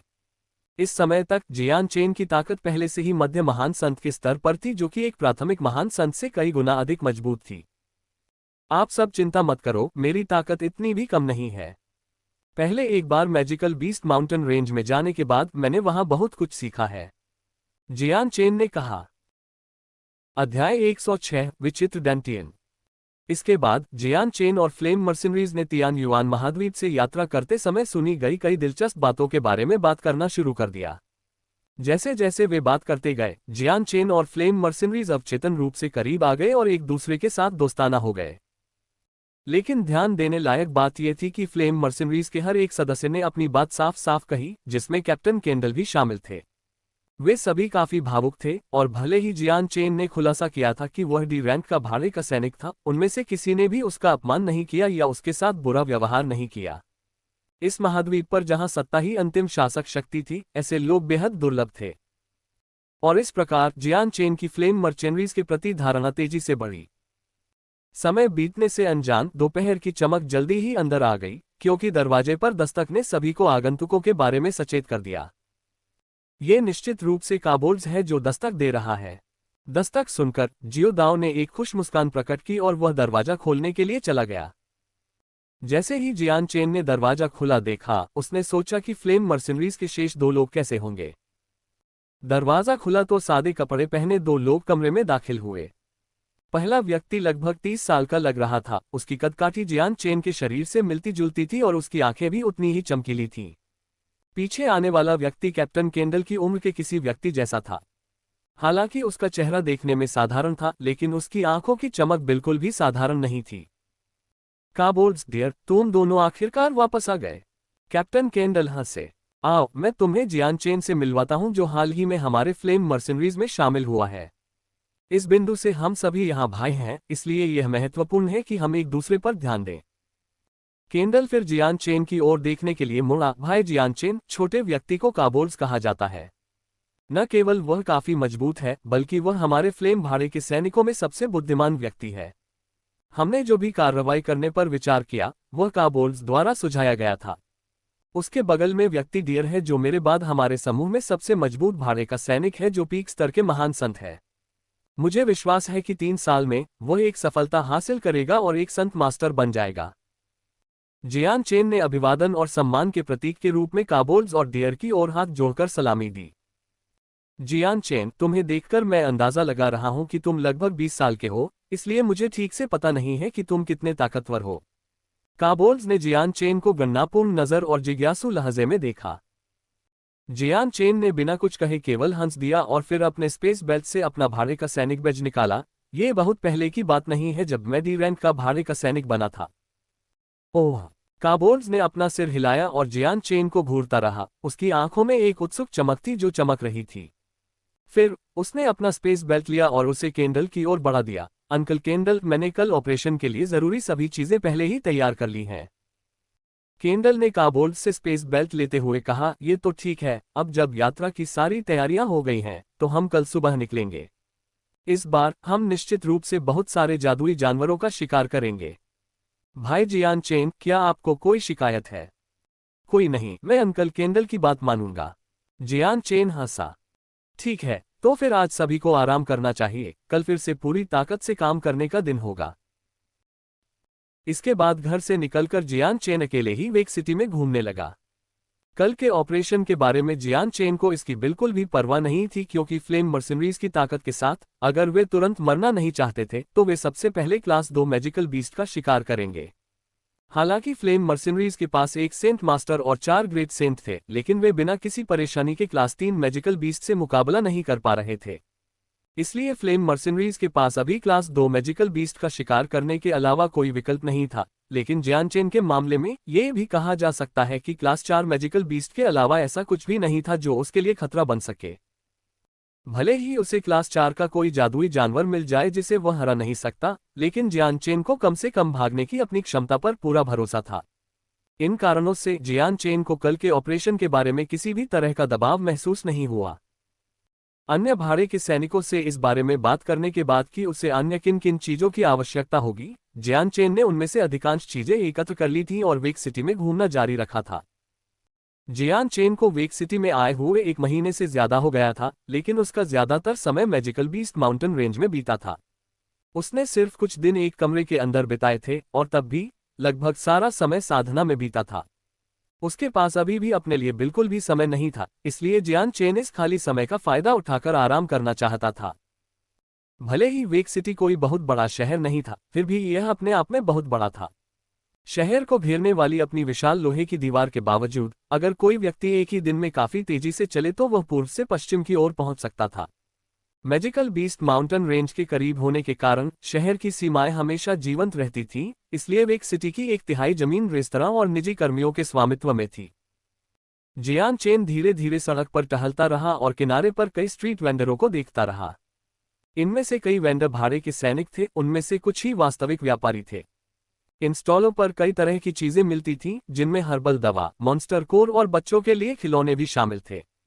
फिर भी यहां बिकने वाले ज्यादातर मॉन्स्टर कोर क्लास 1 वाले थे, जबकि क्लास 2 कोर शायद ही कभी दिखाई देते थे। इस वजह से जियान चेन को इसमें ज्यादा दिलचस्पी नहीं थी। महाद्वीप में कई जादुई जानवर थे, लेकिन अगर कोई भाड़े का सैनिक किसी व्यापारी के जरिए राक्षस कोर बेचता तो उसे बाजार मूल्य का सिर्फ 70% ही मिलता। इस वजह से कई भाड़े के सैनिक खुद ही आइटम बेचना पसंद करते थे, क्योंकि तियान युआन महाद्वीप पर राक्षस कोर की हमेशा से ही काफी मांग रही है। फिर भी कई लोग जादुई जानवरों को मारने के लिए भाड़े के सैनिकों को किराए पर लेते थे, बजाय इसके कि वे खुद जाएं। जैसे ही जियान चेन ने अपनी इत्मीनान से सैर का आनंद लिया, उसके डेंटियन के भीतर की नीली और बैंगनी चमक इतनी बेतहाशा धड़कने लगी कि यह उसके डेंटियन और उसके शरीर दोनों को प्रभावित करने लगी।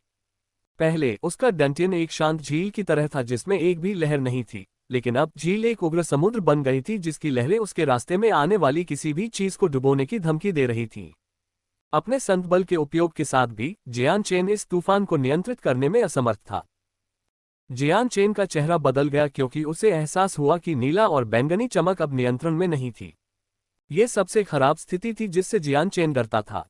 हालांकि दो चमकें आम तौर पर उसके डेंटियन के भीतर तैरती रहती थीं और मॉन्स्टर कोर के भीतर अधिकांश ऊर्जा ले लेती थीं। जियान चेन जानता था कि जल्द या बाद में ये दो चमकें उसके लिए बहुत बड़ी मुसीबत लेकर आएंगी। और ऐसा लगता है कि आज आखिरकार वह दिन आ गया था जब नीला और बैंगनी चमक अब उसके भीतर शांति से नहीं रहेगी। अध्याय 107 अजीब सफेद पत्थर। जियान चेन के डेंटियन के भीतर नीला और बैंगनी रंग की चमकें लगातार टिमटिमा रही थी, क्योंकि वे एक दूसरे के चारों ओर एक चक्र में घूम रही थीं और एक चमकदार रोशनी उत्सर्जित कर रही थी जिसे नंगी आंखों से देखा जा सकता था। उसी समय उसने अपने सिर के भीतर एक अजीब सी सनसनी महसूस की, क्योंकि नीला और बैंगनी रंग की चमकें हिलने लगी जैसे कि उनकी अपनी इच्छा हो और उनका अपना स्वतंत्र दिमाग और जीवन हो। जियान चेन के लिए ये लगभग ऐसा था जैसे कि दोनों चमकें खुशी के मूड में थीं। ये सही है, जियान चेन को जो एहसास हुआ वह ऐसा था जैसे उसके डेंटियन में नीला और बैंगनी चमक बहुत ज्यादा खुशी और उत्साह का अनुभव कर रही हो। लेकिन जियान चेन इस अविश्वसनीय निष्कर्ष से अचंभित था, यहां तक कि जियान चेन के चेहरे पर दिख रही मुस्कान से भी उसके अंदर अविश्वास की मात्रा का पता चल रहा था। उसी समय जियान चेन के दिमाग में एक और अजीब सी अनुभूति हुई, जैसे कि वह हवा से आए हो।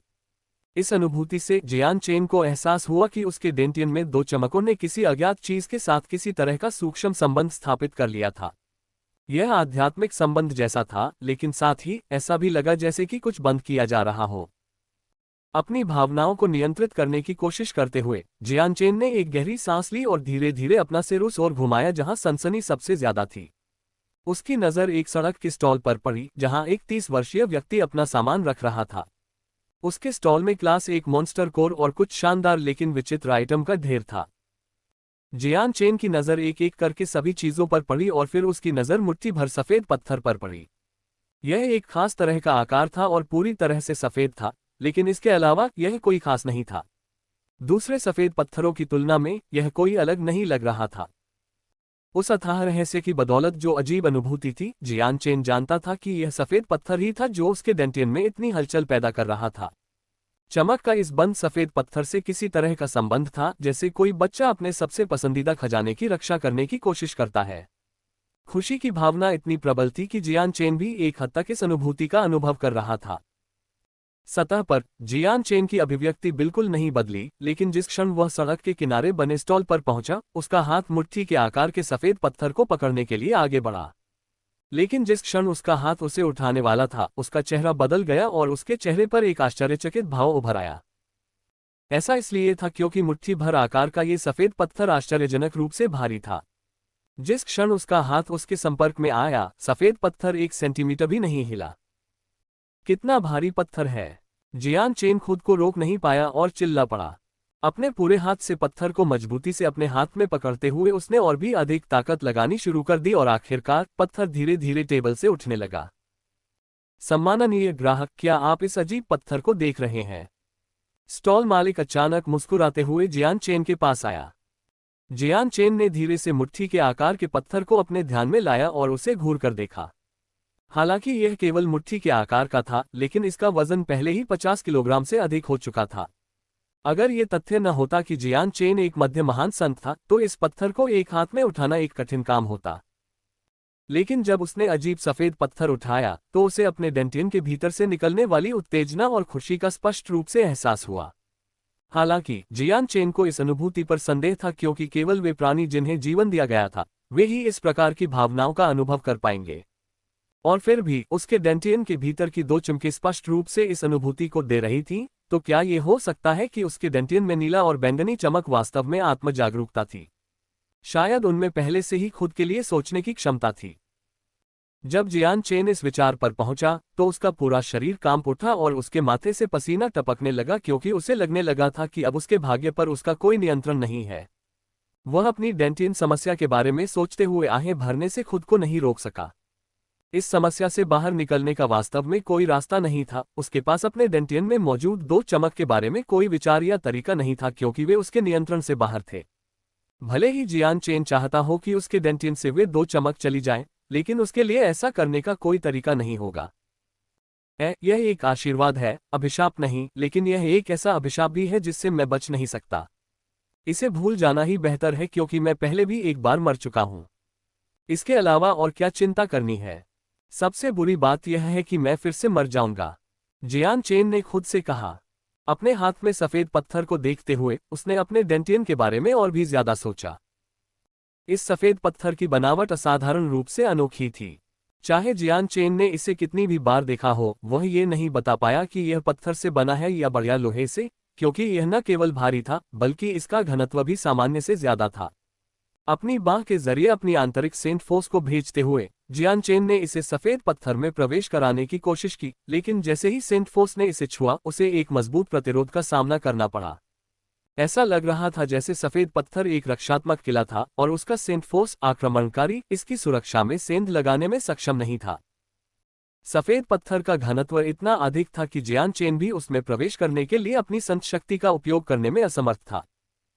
जियान चेन ने अपनी आंखें सफेद पत्थर से हटा ली और स्टॉल मालिक की ओर देखा और पूछा, मुझे नहीं पता कि यह किस प्रकार का पत्थर है, लेकिन इसका क्या उपयोग है। जियान चेन का सवाल सुनकर स्टॉल मालिक ने शर्मिंदगी से हंसते हुए कहा, सम्माननीय ग्राहक, सच कहूं तो मुझे भी नहीं पता कि यह सफेद पत्थर क्या है। इसका क्या उपयोग होता है, इसका उत्तर मुझे भी नहीं पता।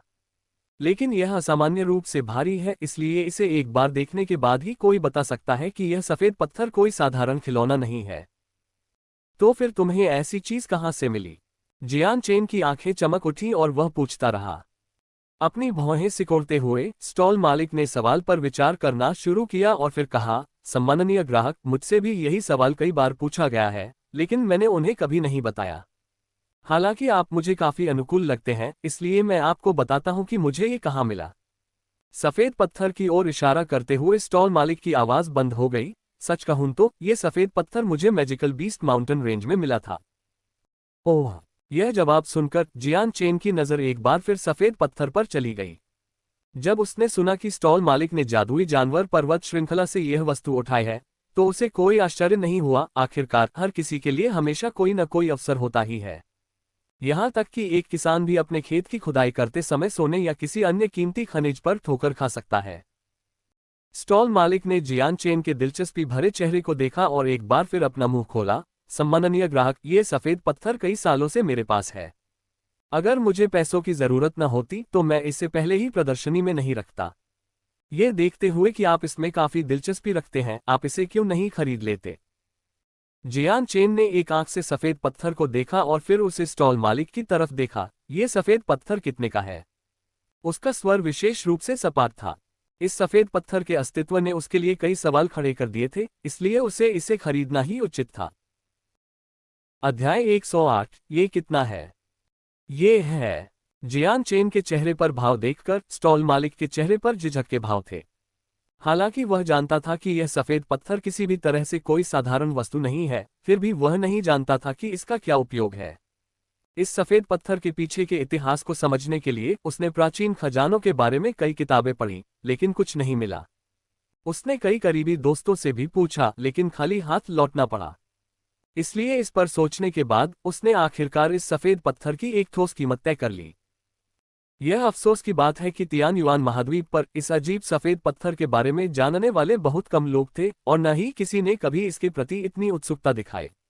लेकिन जो लोग इसे खरीदने के लिए उत्सुक थे, उन्होंने जैसे ही इसकी कीमत सुनी, हर एक व्यक्ति ने पत्थर नीचे रख दिया और तुरंत चला गया। जबकि स्टॉल मालिक जानता था कि यह पत्थर सामान्य नहीं है, उसे इसका उपयोग नहीं पता था, लेकिन फिर भी वह इसे उचित मूल्य पर बेचना चाहता था।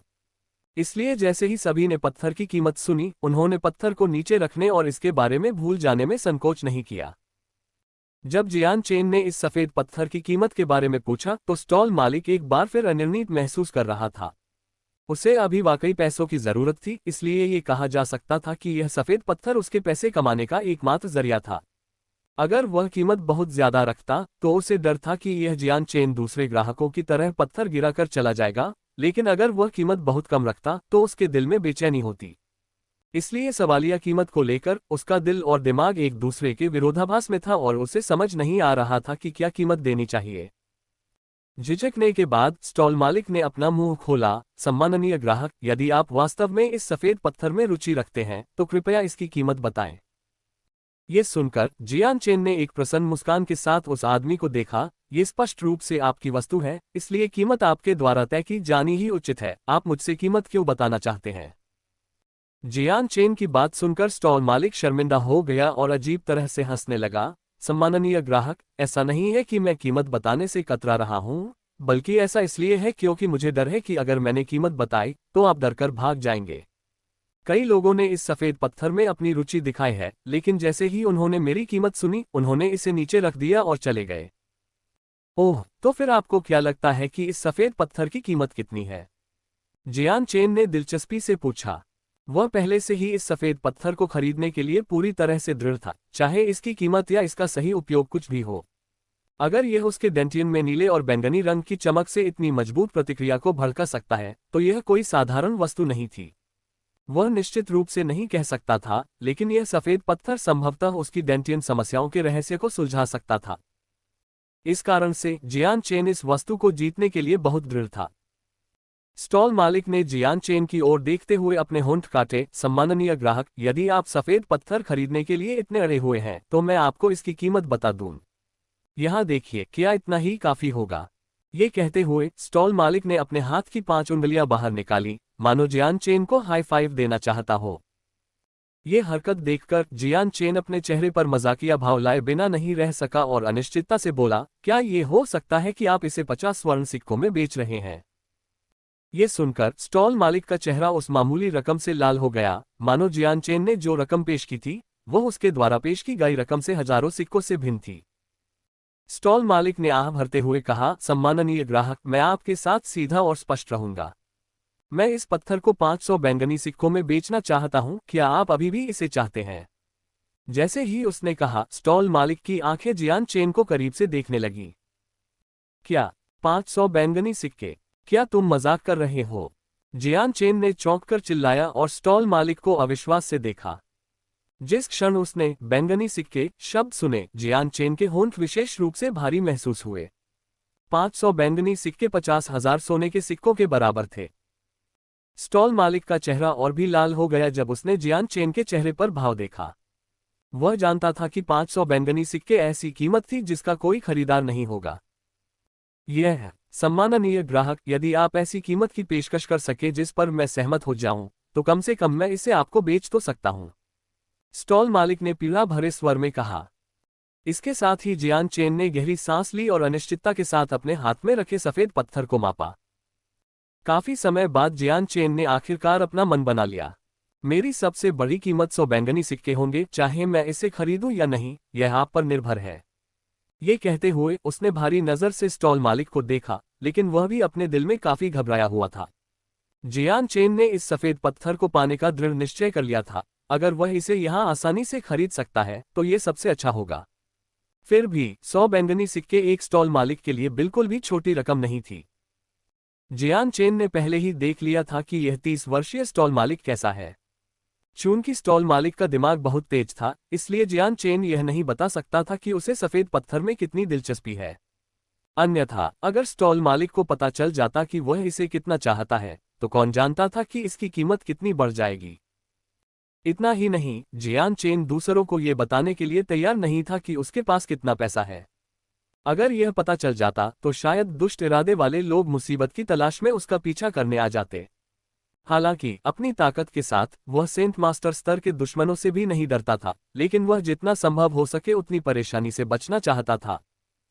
जैसे ही स्टॉल मालिक ने जियान चेन की 100 बैंगनी सिक्कों की पेशकश सुनी, वह खुश हो गया, लेकिन फिर तुरंत शर्मिंदा हो गया। सम्मानित ग्राहक, क्या आप इसमें थोड़ा और जोड़ सकते हैं? जियान चेन ने अपना सिर हिलाते हुए हंस दिया। स्टॉल मालिक की आंखों में खुशी की चमक देखकर जियान चेन समझ गया कि वह आदमी क्या सोच रहा था। यह देखकर कि जियान चेन अपनी कीमत को और बढ़ाने वाला नहीं था, वह आदमी थोड़ा निराश हुआ। लेकिन अपने होठों को काटते हुए सोचने के बाद उसने अपना सिर हिलाया। ठीक है, 100 बैंगनी सिक्के ही सही, हमारा सौदा पक्का है। अपने स्पेस बेल्ट से 100 बैंगनी सिक्के निकालते हुए जियान चेन ने धीरे धीरे उन्हें स्टॉल मालिक के लिए गिना और फिर स्टॉल से जाने से पहले अपने लिए सफेद पत्थर ले लिया और उसे अपने स्पेस बेल्ट में रख लिया। जियान चेन वास्तव में इस अजीब सफेद पत्थर और इसके उद्देश्य का अध्ययन करना चाहता था, लेकिन इस व्यस्त सड़क पर जहां लोग नदी में पानी की तरह बहते थे, यह इसके लिए सबसे अच्छी जगह नहीं थी। हालांकि जैसे ही जियान चेन वहां से निकला, 2 लोगों ने उसे देखा। ये दोनों लोग 20 साल के लग रहे थे और दोनों की कदकाठी भी कमजोर थी। जियो सान, ऐसा लग रहा है कि हम एक आसान लक्ष्य पर ठोकर खा गए हैं। बाईं ओर का सिकुड़ा हुआ युवक जियान चेन को क्षेत्र से बाहर जाते हुए देख रहा था और उत्साहित स्वर में बोल रहा था। जियाओ सैन नामक व्यक्ति ने अपना सिर हिलाया। ठीक है, वह व्यक्ति बहुत बूढ़ा नहीं लगता है, इसलिए उसकी ताकत काफी कमजोर होनी चाहिए। चूंकि वह अकेला भी है, इसलिए यह एक अच्छा अवसर है। उसे इतने सारे बैंगनी सिक्के लेते हुए देखकर मैं शर्त लगाने को तैयार हूं कि उस व्यक्ति के पास और भी बहुत सारे होंगे। हुआंग हो ए, तुम उसका पीछा करो जबकि मैं बाकी लोगों को सूचित करता हूं। ऐसा कहकर जियाओ सैन जल्दी से भीड़ में गायब हो गया जबकि हुआंग हो एर ने जियान चेन का पीछा करना शुरू कर दिया। अध्याय 109 डकैती मुठभेड़। जियान चेन ने सफेद पत्थर खरीदने के बाद सड़क पर चलना जारी रखा। अभी जियान चेन सफेद पत्थर की खोजबीन पर ध्यान केंद्रित नहीं कर रहा था, बल्कि वह आलस से सड़क पर टहल रहा था ताकि अगर उसे कोई और खजाना मिल जाए तो वह भाग्यशाली हो जाए। हालांकि जियान चेन के लिए अजीब बात यह थी कि सफेद पत्थर खरीदने के बाद उसके डेंटियन में नीला और बैंगनी रंग की चमक पहले ही शांत हो चुकी थी। हालांकि जियान चेन को अब इस मामले की परवाह नहीं थी और वह केवल रात का समय चाहता था ताकि वह सफेद पत्थर का अध्ययन कर सके। अगर वह भाग्यशाली रहा तो वह एक खोज करने में सक्षम होगा और यह पता लगाएगा कि उसके डेंटियन के साथ समस्या को कैसे हल किया जाए।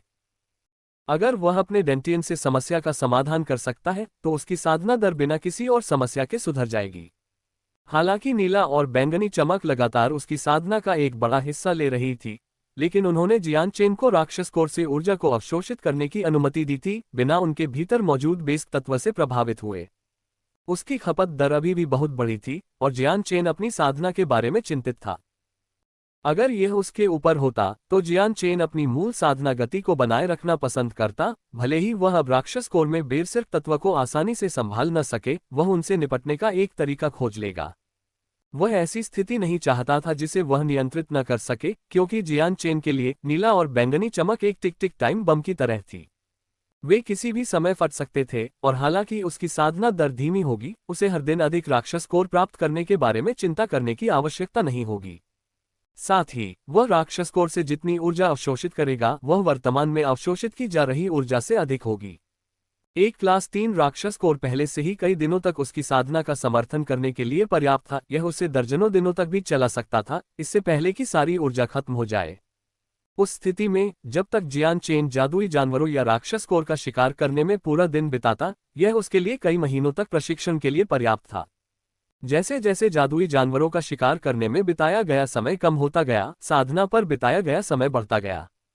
उनकी गणना के आधार पर भले ही उनके डेंटियन में से नीला और बैंगनी चमक हटा दी जाए, तो भी उनका जियान चेन की समग्र साधना गति पर ज्यादा प्रभाव नहीं पड़ेगा।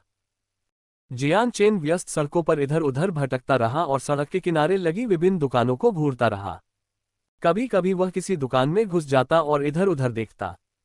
इस अजीब सफेद पत्थर को खोजने के बाद जियान चेन अब उत्सुक था कि क्या वह बाजार की सड़क पर ऊपर नीचे घूमते हुए कोई और शानदार चीज पा सकता है। शायद अगर वह भाग्यशाली रहा तो उसे एक और ऐसी वस्तु मिल जाए जो उसके डेंटियन के भीतर ध्यान आकर्षित करे। यह दुर्भाग्यपूर्ण था कि जब वह बाजार में घूम रहा था तो उसे कोई और मूल्यवान वस्तु नजर नहीं आई। ऐसा लगता है कि ये चीजें इतनी आसानी से नहीं मिल सकती। जियान चेन ने निराशा से आह भरी। यह देखकर कि आसमान पहले से ही काला हो रहा था, उसने कुछ भी नया खोजने की कोशिश में रुचि खो दी थी। जियान चेन ने दूर से देखा और एक गंभीर मुस्कान दी। अभी मेरे पास पर्याप्त समय नहीं है। अपने पीछे के लोगों का ख्याल रखने के बाद मैं एक रेस्तरां में आराम करने जाऊंगा। फिर कल मैं सभी के साथ मैजिकल बीस्ट माउंटेन रेंज की ओर निकल जाऊंगा।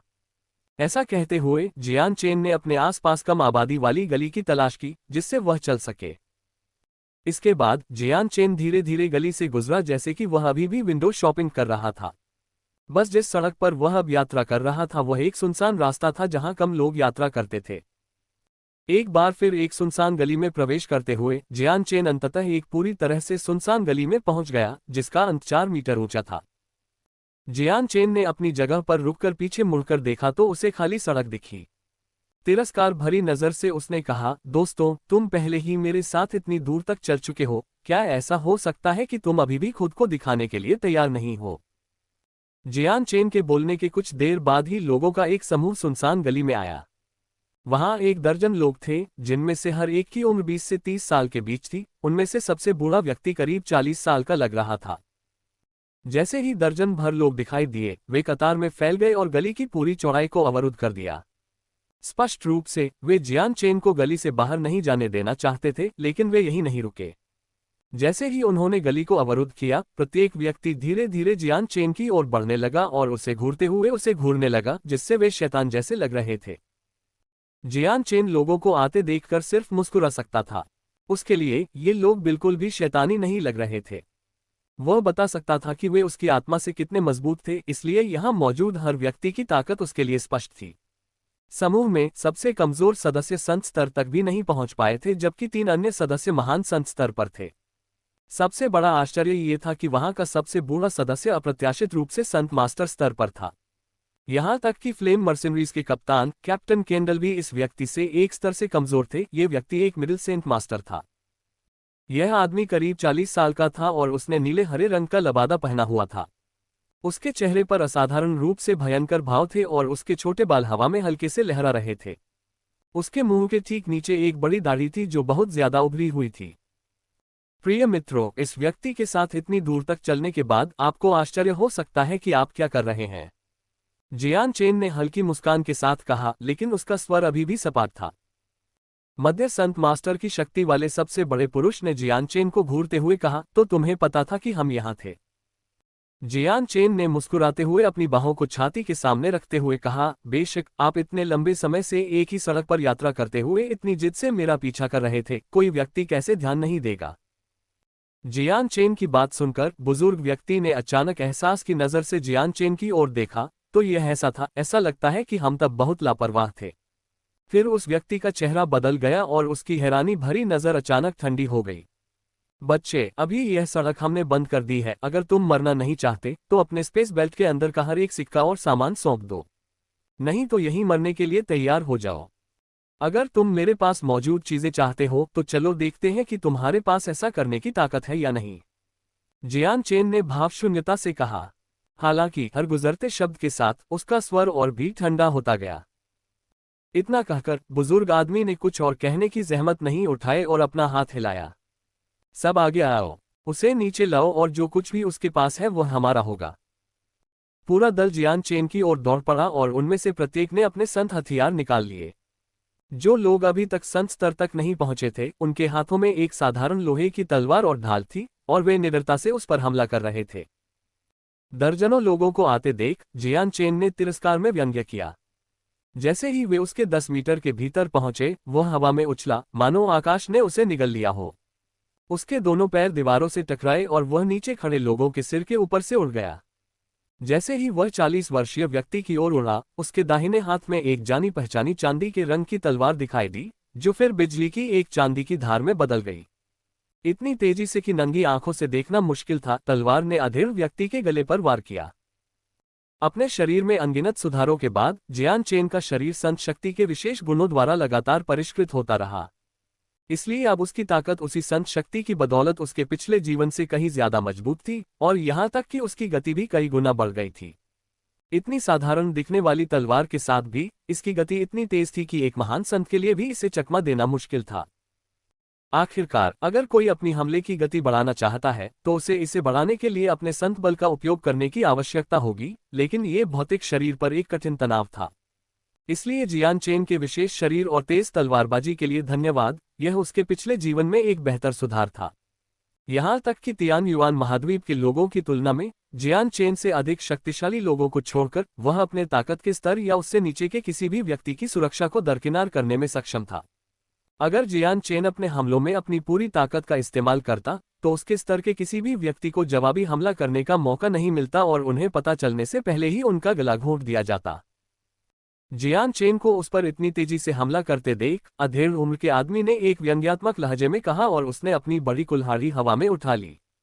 दोनों हाथों से कुल्हाड़ी के हैंडल को पकड़े हुए सेंट फोर्स की बढ़ती मात्रा लगातार उसके सेंट वेपन में प्रवाहित हो रही थी, जब वह जोर से चिल्लाया और फिर अपनी पूरी ताकत से जियान चेन पर हमला कर दिया। डिंग! हल्की हवा वाली तलवार और कुल्हाड़ी एक दूसरे से टकराए, जिससे एक बड़ा विस्फोट हुआ।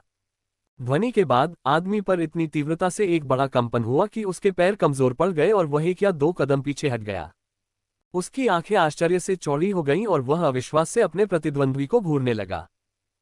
ऐसा इसलिए था क्योंकि पहले तो उस आदमी ने जियान चेन की हरकतों को गंभीरता से नहीं लिया था। उसके लिए जियान चेन 20 साल के एक युवक से ज्यादा कुछ नहीं था, जिसके पास संभवतः सिर्फ एक संत की ताकत होगी। अगर वह एक प्रतिभाशाली व्यक्ति भी होता तो वह एक प्राथमिक महान संत से ज्यादा नहीं होता। इसलिए जहां तक उसका सवाल था, इस तरह का व्यक्ति उसके सैनिकों के लिए कोई मुकाबला नहीं था। इस मुकाबले के बाद वह आदमी इस नई खोज से चौंक गया। हालांकि उसने जियान चेन को बहुत कम महत्व नहीं दिया था, लेकिन उसकी यह ताकत उसकी उम्मीदों से कहीं ज्यादा थी। इस ताकत के साथ उस आदमी ने अनुमान लगाया कि जियान चेन उससे कमजोर नहीं था। जियान चेन ने हवा में कलाबाजी की और वापस जमीन पर आ गया। शुरुआती झटके से होने वाले झटके को आसानी से दूर करते हुए जमीन पर उतरने के बाद भी उसने कोई विराम नहीं लिया। एक बार फिर से बुजुर्ग व्यक्ति की ओर बढ़ते हुए उसके हाथ में मौजूद लाइट विंड स्वॉर्ड ने एक धुंधली रोशनी छोड़ी जिसने ब्लेड के पूरे हिस्से को लपेट लिया। नंगी आंखों से देखने पर तलवार ऐसी दिख रही थी मानो वह रोशनी की एक धुंधली चांदी की किरण हो जो उस आदमी के गले की ओर एक हास्यास्पद गति से जा रही थी। अध्याय 110 जादुई जानवर पर्वत श्रृंखला की यात्रा। अच्छा प्रयास, 40 वर्षीय व्यक्ति चिल्लाया। बिना किसी डर के अपने संत हथियार को लहराते हुए उसने जियान चेन पर वार करते हुए अपना चेहरा गंभीर बना लिया। डिंग डिंग डिंग। पहले शांत गली अचानक संत हथियारों के आपस में टकराने की आवाजों से गूंज उठी, क्योंकि जियान चेन और बुजुर्ग व्यक्ति के बीच लड़ाई जारी थी। भले ही वह एक मध्य महान संत था जो एक मध्य संत गुरु के खिलाफ लड़ रहा था, लेकिन वह अभी भी नहीं गिरा था, भले ही यह एक भयंकर लड़ाई थी। जियान चेन असाधारण रूप से फुर्तीला था क्योंकि वह अपने प्रतिद्वंद्वी के इर्द गिर्द एक राक्षस की तरह घूमता था। उसके हाथ में मौजूद हल्की हवा की तलवार लगातार उस आदमी के कंठ की ओर चमकती रही और हर बार उस आदमी की कुल्हाड़ी उसके वार को रोक देती थी। शुरू से ही जियान चेन के हमले वार की ज्वार की तरह थे, जिससे उस आदमी को जवाबी हमला करने का लगभग कोई मौका नहीं मिला। लेकिन धीरे धीरे वार की ज्वार की लहर धीरे धीरे ब्लेड के एक भयंकर तूफान में बदल गई, जिससे उस आदमी को जवाबी हमला करने का कोई मौका नहीं मिला। सही कहा जाए तो ऐसा नहीं था कि वह आदमी जवाबी हमला करने में असमर्थ था। असल में ऐसा इसलिए था क्योंकि अगर वह जवाबी हमला करने की कोशिश करता तो उसे डर था कि उसका हमला जियान चेन को नहीं लगेगा और उसे अपनी परेशानियों के लिए तलवार से अपना गला काटना पड़ेगा। लड़ते लड़ते उस आदमी का पूरा माथा पसीने से तर हो गया था। उसने सोचा भी नहीं था कि 20 साल का ये नौजवान मिडिल सेंट स्तर पर इतनी ताकतवर होगा। न केवल वह वार से बाल बाल बच रहा था, बल्कि जिस बात ने उसे सबसे ज्यादा डरा दिया वह ये थी कि इस युवक की तलवारबाजी बहुत तेज थी। न केवल उसकी गति इतनी तेज थी कि कोई भी चकित हो जाए, बल्कि वह जितनी बार वार कर सकता था वह भी डराने वाला था। अभी 40 वर्षीय व्यक्ति के दिल में बहुत पछतावा था। अगर उसे पहले से जियान चेन की ताकत के बारे में पता होता तो वह उसे लूटने की कोशिश करने नहीं आता। गली के किनारे दूसरे लोग जियान चेन और उनके बॉस के बीच भयंकर लड़ाई को सुस्ती से देख रहे थे। दूसरे आदमी की तरह किसी ने भी नहीं सोचा था कि जियान चेन, जो उनसे उम्र में बहुत छोटा लग रहा था, ताकत के मामले में उनके बॉस से मुकाबला कर पाएगा। 1 दर्जन लोगों के होने के बावजूद जब उन्होंने इस लड़ाई को देखा तो वे सभी जानते थे कि वे इसमें शामिल नहीं हो पाएंगे। अगर वे जल्दबाजी में हमला करते हैं तो वे केवल एक व्यर्थ मौत हासिल करेंगे। भले ही उनके पास 3 महान संत थे, लेकिन महान संतों की ताकत के साथ भी वे दर्दनाक रूप से जानते थे कि जियान चेन की शक्ति के प्रदर्शन के कारण उनके बॉस एक असुविधाजनक स्थिति में थे। चूंकि वह अब केवल ब्लॉक कर सकता था, इसलिए ये कहा जा सकता था कि बॉस की जान बिना किसी परेशानी के किसी भी समय ली जा सकती थी, और अगर वे हमला करते हैं तो वे किसी काम के नहीं होंगे। वे सभी जानते थे कि मौत ही उनका इंतजार कर रही होगी, क्योंकि वे जानते थे कि उनकी गति जियान चेन की बिजली की तेज तलवार को चकमा देने के लिए पर्याप्त नहीं थी। जियान चेन और अधेड़ उम्र के आदमी ने एक बार फिर लड़ाई की और फिर से स्थिर हो गए, लेकिन अधेड़ उम्र का आदमी अभी भी बुरी स्थिति में था। जियान चेन ने उस आदमी को भावहीनता से देखा, क्योंकि उसका दाहिना हाथ बाहर निकला, जिससे लाइट विंड स्वॉर्ड चांदी की रोशनी की किरण में बदल गई जो एक बार फिर आदमी के गले की ओर बढ़ गई। एक फ्लैश में तलवार आदमी के गले के पास पहुंच गई। उनकी लड़ाई के इतिहास में अब तक ये सबसे तेज तलवार का वार था जो उसने दिखाया था। डर के मारे अधेड़ उम्र के आदमी के चेहरे के सारे रंग उड़ गए। इतनी तेज तलवार के सामने उसने व्यावहारिक रूप से इस हरकत को चकमा देने या रोकने का कोई मौका नहीं छोड़ा था। 40 साल के आदमी की नज़र में ये तलवार पहले ही अकल्पनीय गति पर पहुंच चुकी थी, और अब उसके जैसे किसी व्यक्ति के लिए इसे चकमा देना संभव नहीं था। तो एक पल में उस आदमी का चेहरा मौत की तरह पीला पड़ गया था, लेकिन जिस क्षण उसकी मौत होने वाली थी, तलवार उसके गले की त्वचा तक पहुंच गई थी और अचानक अपनी गति रोक दी थी। ऐसे महत्वपूर्ण क्षण में लाइट विंड स्वॉर्ड ने अपना आगे का वार रोक दिया था, केवल ब्लेड की नोक को आदमी के गले को छूने दिया था। हल्की हवा वाली तलवार की नोक उसके गले की त्वचा पर रुकने के बावजूद आदमी को अचानक महसूस हुआ कि उसे सांस लेने में बहुत कठिनाई हो रही है। साथ ही उसे बहुत तेज दर्द महसूस हो रहा था जहां से तलवार की नोक उसके गले को छू रही थी। लगभग ऐसा लग रहा था जैसे तलवार ने पहले ही उसके गले को छेद दिया हो। अधेड़ उम्र का आदमी बेजान होकर वहीं खड़ा था। इस समय वह हिलने से पूरी तरह डर रहा था। उसे डर था कि अगर उसने जरा सी भी हरकत की तो जियान चेन अपनी तलवार उसकी गर्दन में घोंप देगा। तो अभी उस आदमी के चेहरे पर ठंडा पसीना टपक रहा था। स्वर तलवारबाज, कृपया कृपया मेरी जान बख्श दो। ने अगली बार ये नीच व्यक्ति तलवारबाज को कभी परेशान नहीं करेगा। उस आदमी के शब्द जियान चेन के लिए आतंक से भरे हुए थे। प्रत्येक शब्द हकलाने से भी अधिक मजबूत निकल रहा था। अभी उसका जीवन जियान चेन की दया पर था, इसलिए जियान चेन जैसे युवा व्यक्ति के प्रति कोई चेहरा न होने का विचार उसके लिए कोई समस्या नहीं थी। उसके लिए जब तक वह अपनी जान बचा सकता है तब तक जियान चेन के सामने घुटने टेकना भी असंभव काम नहीं होगा। जियान चेन ने अधेड़ उम्र के आदमी को एक हल्की सी व्यंग्यात्मक नजर से देखा। धीरे से अपनी तलवार वापस लाते हुए उसने भावहीनता से कहा, आज मेरा मूड काफी अच्छा है, इसलिए मुझे किसी को मारने की इच्छा नहीं है। बेहतर होगा कि तुम भविष्य में अच्छा व्यवहार करो और मुझे ऐसा कुछ करते हुए न पकड़ो। जादुई जानवर पर्वत श्रृंखला इतनी नजदीक होने और तुम्हारी ताकत काफी अच्छी होने के कारण कुछ कम स्तर के जादुई जानवर पैसे कमाने में तुम्हारी मदद कर सकते हैं। इतना कहकर जियान चेन गली से चला गया। हाँ, हम निश्चित रूप से तलवारबाज की आज्ञा का पालन करेंगे। हम फिर कभी ऐसा काम नहीं करेंगे। अधेड़ उम्र के आदमी ने घबराहट में कहा। ऐसा लग रहा था मानो वह आदमी जियान चेन के आदेशों का पूरी तरह से पालन कर रहा था। जिस क्षण जियान चेन की परछाई गली से हटी, उस अधेड़ उम्र के व्यक्ति ने एक लंबी सांस ली और अपने माथे से पसीना पोंछा। अपने जीवन और मृत्यु के उस संघर्ष को याद करते हुए वह व्यक्ति पूरी तरह से डर गया। उस क्षण में उसका पूरा जीवन एक धागे से लटका हुआ था जो कटने के लिए तैयार था। गली से निकलकर जियान चेन व्यस्त सड़कों पर वापस आ गया और पास के एक रेस्तरां में चला गया। रात के समय जियान चेन अपने बिस्तर पर बैठ गया और अपने पास मौजूद सफेद पत्थर का अध्ययन करने लगा। ये वस्तु वास्तव में क्या है? ये पत्थर जैसा दिखता है, लेकिन जिस सामग्री से इसे बनाया गया है वह पत्थर जैसा बिल्कुल नहीं है। कोई कह सकता है कि यह लोहे से बना है, लेकिन साथ ही कोई यह नहीं कह सकता। अपने हाथ में सफेद पत्थर को घूरते हुए जियान चेन इसके बारे में संदेह और शंकाओं से भरा हुआ था। शुरू से ही यह उसके डेंटियन में मौजूद नीले और बैंगनी रंग की चमक की वजह से था जिसने उसे इस सफेद पत्थर में दिलचस्पी दिखाई।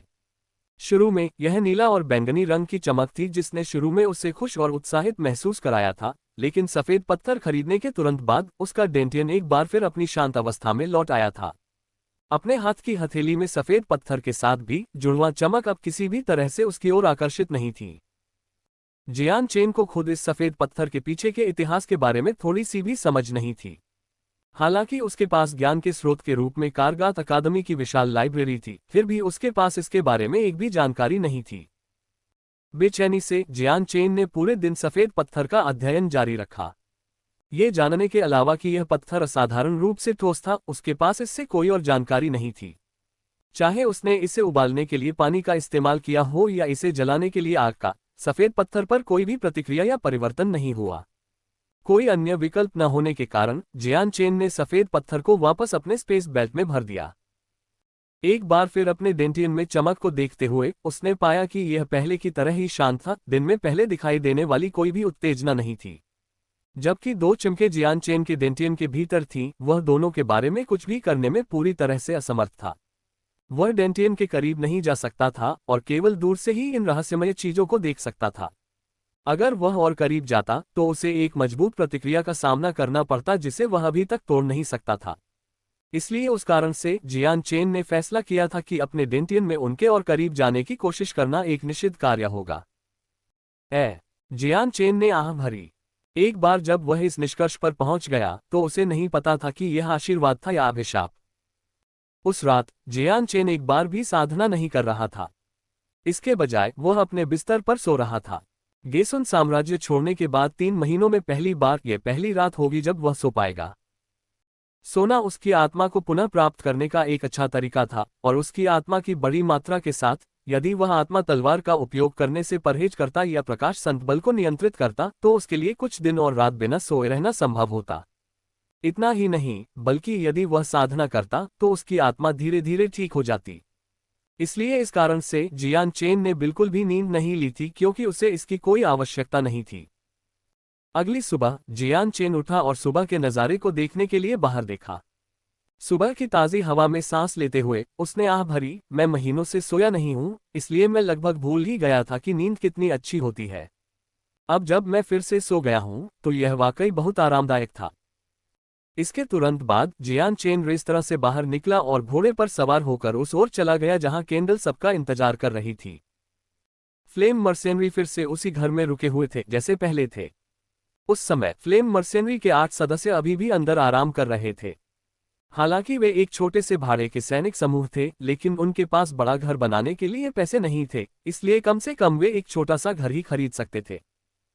घर पहुंचकर जियान चेन ने अपने घोड़े को एक पक्की बाड़ से बांधा और दरवाजा खटखटाने के लिए तैयार हो गया। इससे पहले कि वह दस्तक देता, एक कमजोर दिखने वाले युवक ने अचानक दरवाजा खोला।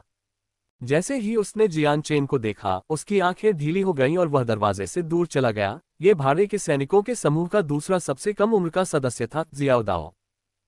जियान चेन ने हल्की सी मुस्कान दी और कहा, जियो दाओ, क्या तुम बाहर जाने की योजना बना रहे हो? जियो दाओ ने हंसते हुए कहा, मैंने अभी अभी घोड़े की आवाज सुनी है, इसलिए मुझे लगा कि यह तुम ही हो। दरवाजा खोलकर मैंने देखा कि मैं सही था। जियान चेन, अंदर आओ, हर कोई तुम्हारा इंतजार कर रहा है।